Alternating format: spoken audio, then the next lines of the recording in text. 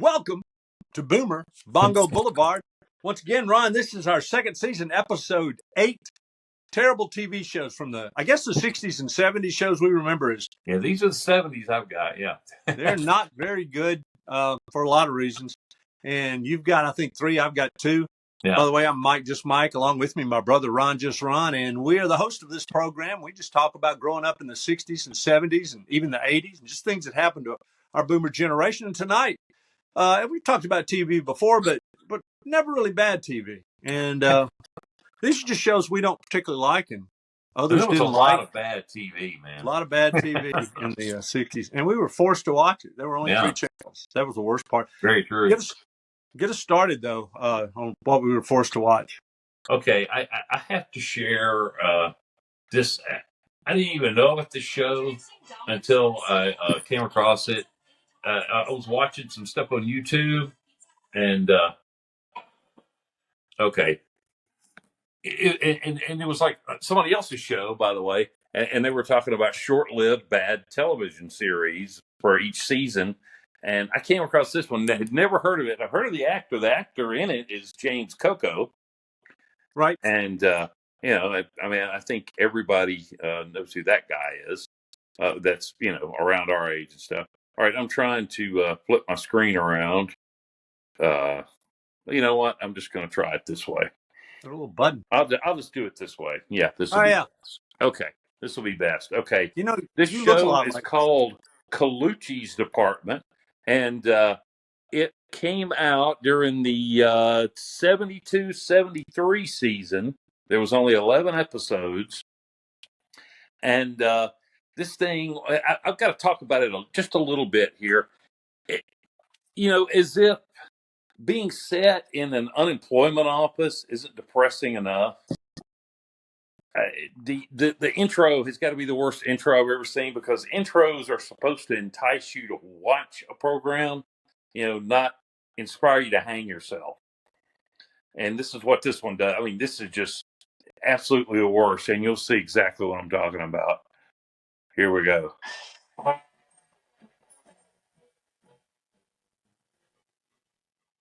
mean, everybody in it has like this sour look, complete depression. Yeah, I want to laugh. I mean, is it supposed to be a comedy? It's like, I mean, my God. Slow motion depression. Not just depression, but depression in slow motion with long, lingering shots of depression. I mean, have you ever seen anything worse than that? That's pretty bad. I don't know. What were they thinking? It's horrific. Yeah. And something's still going on. And yet we laugh at them. I'm like, that's not a comedy. Well, they were trying to reverse the old reverse psychology thing. I don't know what the hell they were trying. I don't know. That scared me. Well, that's why it didn't last very long. Although, compared to today, they had so little competition. It's amazing there weren't more hit shows and better shows. It was absolutely the lowest ranked show of the season. Nothing was even close. Wow. Yeah, nothing even close. Yeah, and I can believe it. I mean, that's god awful. When I was full-time track coach, if I really hated you, I did not. If I really hated you, but if you just weren't very good and you didn't practice very hard, and I hated to throw people off the team, but I would just put people in the 100. That way, I only had to watch them for a few seconds. And I had a guy once that was ranked absolute last in the state in the 100 out of everybody who ran one the whole year. Beautiful. and he was actually happy. He liked telling people he ran the 100. It makes you sound fast. As long as they never showed up to a meet, it was okay. Yeah. But that last ranked in the state, and I never told him that, but I think he would have been a little proud, because it's hard to come in dead last in the 100 because everybody's running pretty fast. At least I think it would. I took it a little differently, Ron. I was thinking about doing some research and coming up with the old, my mother, the car thing, and that kind of stuff. But I thought really it's probably more interesting to talk about shows that were actually bad, at least in my opinion, Yeah. bad, but stayed on for a few years and had some redeeming qualities. Because Yeah, there's those, a lot of those too. There are a yeah, lot of horrible those. shows that stayed on. Well, Yeah, that's what I went with. yeah. Those shows that Nothing were, wrong with that. I like the curveball there. Good job. yeah. Well, you watched it, but you kind of hated yourself for watching it. Of course, a lot of times back when you only had 3 channels, or in our case, 2 channels, and ABC would come in, around the edges, Yeah. stuffed in. I won't get into why that was, but there were situations in the 60s, if the area where you lived didn't have very many television stations, had 2 of the 3 Yeah. networks, the 2 networks could poach from the 3rd network and put a show on. So we saw shows from all 3 networks. They just Yeah. might show them late at night or on the weekends in the afternoon or something like that. But the show, one of the shows, I've got 2 shows tonight. One that basically you're almost forced to watch shows when you only have 2 channels. If you're going to watch TV, and kids like TV, I like TV, we like TV. And you're sitting there and something comes on, there's no other option. You switch channel and there's John Cameron Swayze smoking a cigarette It's always interviewing. the commercials. Yeah. Yeah. And you don't want to see that. You don't want to watch that. So you go back to the situation comedy. So anyway, my first nominee, topic of discussion is Gilligan's Island. And I don't mean to insult anybody at all who thought Gilligan's Island was a great show, or they just loved it for whatever reason, or they had a crush on the I'm one of skipper. those that love it. I happen to own it on DVD. Hey, Oh, well, no, I mean, we still watch it. look, there's positive No. things about Gilligan's Island. The theme song was great. Now sit right back, and Yeah. they told the whole story every show. So if you came in season 2, all you had to do was watch the introduction. You knew exactly what was going on with Gilligan's Island. Yeah. But I mean, they said the minnow in the theme song. So Yeah. everybody watched the show, knew what the name of the ship was, even though you almost never saw the ship. Occasionally they'd show it washed up on shore with that. Remember, it looked like a hole up there in the bow. It looked like maybe 2 bowling balls had been, Yeah. gone through the front of the hole was about this big. That's Yeah. it. But the thing that was terrible about it was you just couldn't think about the show very much. You couldn't contemplate anything for very long about the show because it would drive you crazy. It's kind of like modern watchers of The Walking Dead. You can only watch that show, The Walking Dead, for so long, and then you start going, okay, why don't they do this? Why don't they do that? Why did they, Yeah. Why didn't they get do to this that other point, thing? I got where I quit watching that show because of it's you hang a bell 100 yards from wherever you live because the Walking Dead are attracted by sound, and you just have a rope and you just ring that bell. Anytime the Walking Dead get near, and they'll all turn around and go walking toward the bell, and you're okay. Or you just dig a moat and put spikes in it. There's a million things you can do to not have to worry about the Walking Dead, and yet there they were. But then everybody would go to sleep, even though none of them had seen a doctor in 3 years, and they had people that were 80 years old, and nobody thought, maybe we should kind of tie a little rope around each other's ankles and stake them down just in case one of us dies. Somebody dies in their sleep. Yeah, you wake up, grandpa's munching on your knee or something. But anyway, back to Gilligan's Island. People said this before, but I'll point it out again. They built their own huts. They were just wonderful little vacation huts with beds in them and many of the conveniences of home. It kind of reminded you of the Flintstones. Yeah. And the professors over there inventing all kinds of stuff that they used every day to make their lives easier. Yeah. They had a rather pleasant existence. And yet the professor, with all of his scientific knowledge, and the skipper with all his mechanical and probably woodworking knowledge, and Gilligan, his body was just about the right size to fit the hole in the ship. They could have just killed him and stuffed him in there. They couldn't fix the ship. They couldn't repair the ship, and they weren't even inspired by all the visitors. Eventually, it just got to be the visitor of the week who would somehow manage to get on the island and then off the island. Yeah. And yet they couldn't be inspired to go, all these hundreds of people, all these hundreds of guest stars have gotten on and off the island. I bet we can do it too, don't you think? And come on, Marianne, help us. And I've come to the conclusion that without Ginger and Marianne, that show would have only lasted like 4 episodes. Yeah. I think 90. that was part of the big appeal was Ginger Oh Mary yeah. Ann. And a few women probably had crushes on the professor, who Yeah. was actually, pretty good looking guy and seemed like a nice guy and certainly a smart guy. And I don't think you get any points for the skipper and Gilligan, but my gosh. And overall, not a very good show, in my opinion. Theme song's great. The acting was actually, I thought, very good. Yeah. Most of those actors hung around for years doing other things, and you got Alan Hale Jr., so you have the Hollywood uh, lineage of the Yeah. Hale father and son, and that was sort of interesting to see. And you And had Kurt Russell show up on it. oh yeah, did he? Kurt Russell showed Little up. kid Kurt Russell, yeah, when he Oh was wow. like 8 Well, or something. He was so a yeah, jungle boy.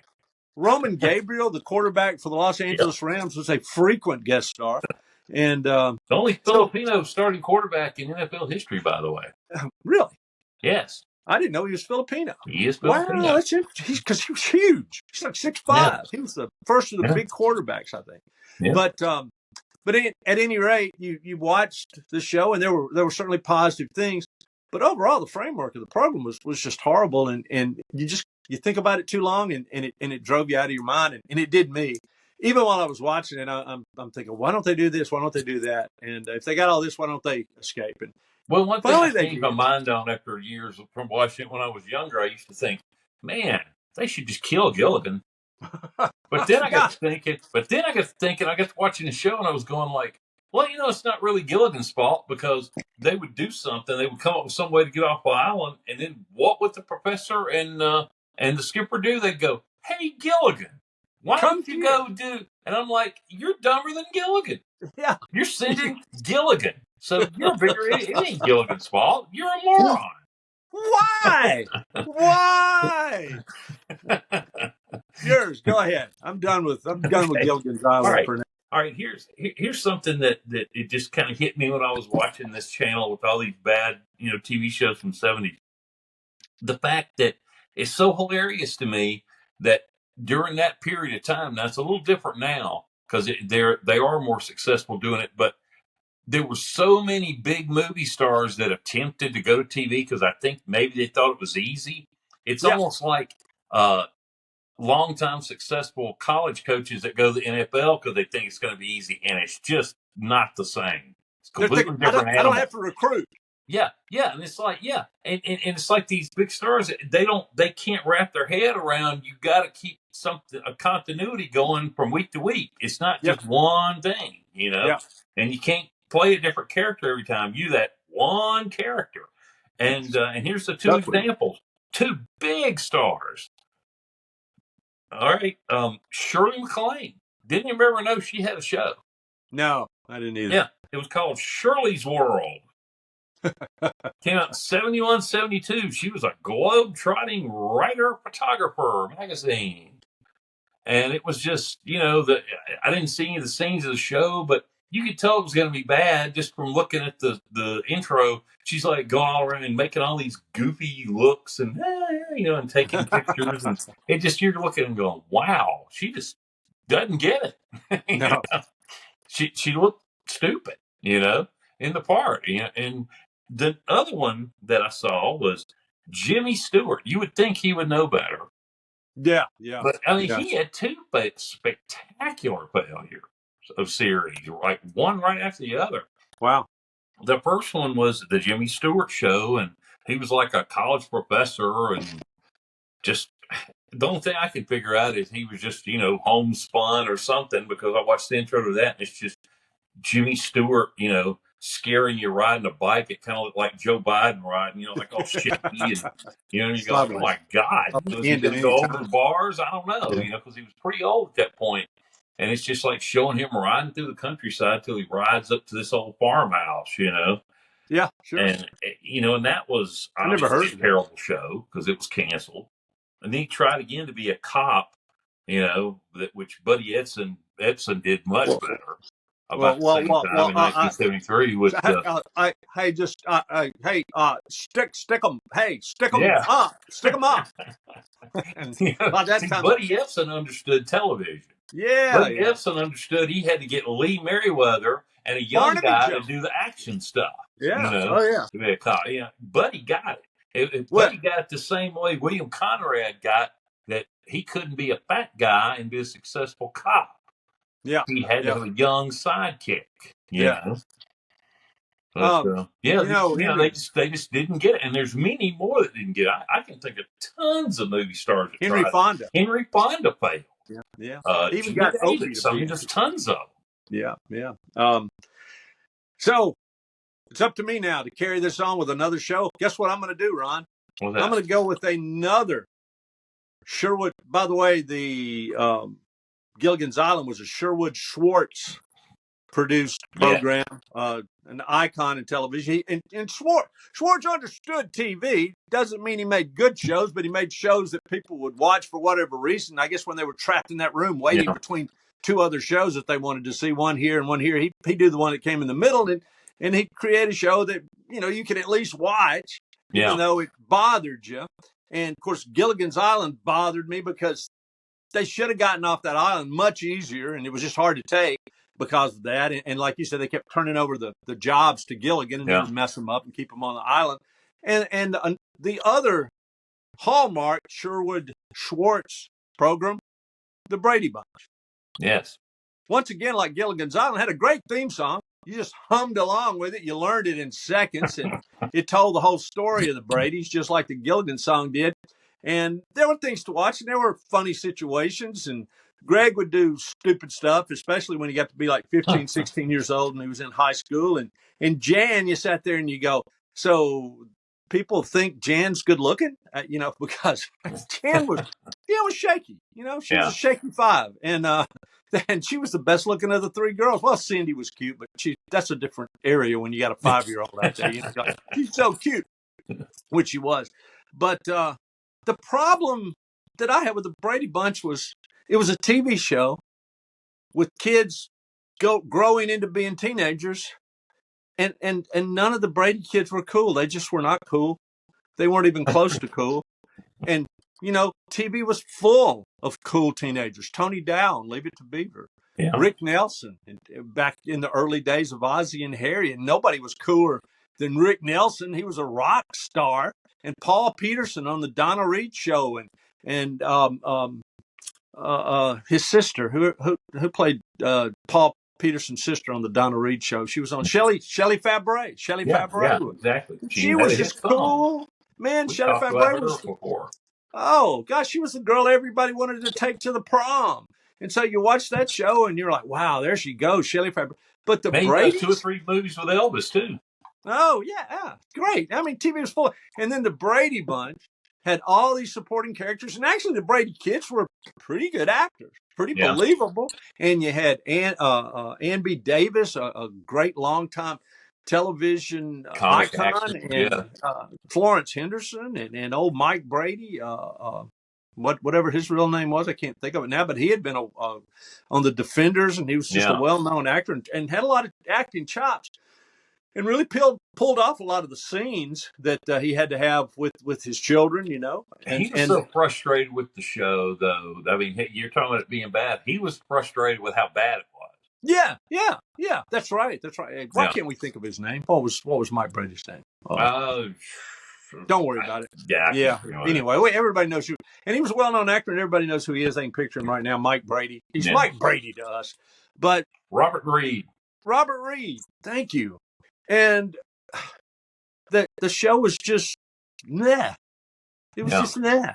And you didn't get to sit there and watch. And the Brady kids didn't even dress cool. They were supposed to be these cool kids. I think the actors all thought they were pretty cool. And I think maybe the people putting on the show but real teenagers were going, boy, nobody wanted to be Greg Brady. Nobody. Nobody woke up in the morning going, I want to be Greg. You woke up in the morning, I want to be Keith Partridge. Yeah. You might even say I want to be Danny Bonaducci because he was funny. Yeah. And I mean, just on the same network, on the same night, you had the Partridge Family, Susan Day, boy, everybody wanted to take Susan Day to the prom. Yeah. And but then there were the Bradys right in front of them, and the basic thing. You had Shirley, for the older set, Sure. Because see, I go back and watch the Partridge Family now, and I go like, "Wow, Shirley Jones was really pretty great cute. looking." Yeah, pretty You cute. know? Yeah, and it just the basic, the core, the thing you really needed for that show to be really good, to rise to greatness. It just never had it. It had all the peripherals, but it never had that. Just like Gilligan's Island, it just, there was always something in the back of your mind just tugging at you, going, "Yeah, Marsha Brady would never be homecoming queen. I don't care if they say she is. No, and Greg is Hey, never I going to have be a a star on the YouTube football clip team." for anybody to look up after you hit the subscribe button because we need a few more of those. Oh yeah, that's Hit right. it. Yeah, I forgot to do that. Well, anyway, I ran across this clip. I had never seen this before, and I can't believe I've never seen it. It was a tag on a Roseanne episode. You know how they would put those goofy tags at the end of the show? You know, you never knew what was going to happen. And they had this tag on there, and Tina Louise, who never came back for any of the Gilligan's Island reunions, Good move, Tina. was on there. Well, anyway, she was in the clip. She was playing Roseanne. She says something to Jackie, who comes in, and Gilligan is playing Jackie, which was hilarious. You know, because she looks a little kind of like a dude sometimes back then on that show. Sure. Anyway, Gilligan comes in. He's dressed as Jackie, playing Jackie. You know, and they're doing the lines just like, you know, Roseanne and Jackie would be doing. And then somebody comes busting in the back door, and it's Dawn Wells, and they're going like, "Oh, hey, Darlene," and she goes, just sits down at the table and goes, "I hate my family." So she says. And then they look around, somebody's coming into the kitchen. They're going, "Oh, hey, Mark," you know, the dumb son-in-law. And it was the professor. Yeah. Oh, and he comes in and he goes, "Hey, you know, I just wanted to say something or other, but, you know, I'm a moron." They just didn't like this. And it was just a little, you know, about a minute and a half tag, man. It was great. And you can find it on YouTube. Oh, I'm looking for it as soon as we wrap it up here. I'm looking for It's it. hilarious, man. I would like that. Hey, Tina what else Louise you got? is even wearing the chicken shirt that Roseanne always sneaks into almost every episode. Well, that makes it perfect then. Yeah. Hey, are we done? We're done. We're done. We'll come back next week and talk about some other stuff that maybe you want to hear about or you don't. It might be like Gilligan's Island or some of these other shows. You don't really want to be here, but you just can't help yourself. But even if you don't give a crap, just, you know, like watch for, 30 seconds or watch the whole thing and then hit subscribe. So hit the subscribe button. Boomer Bongo Boulevard, Ron. We're out.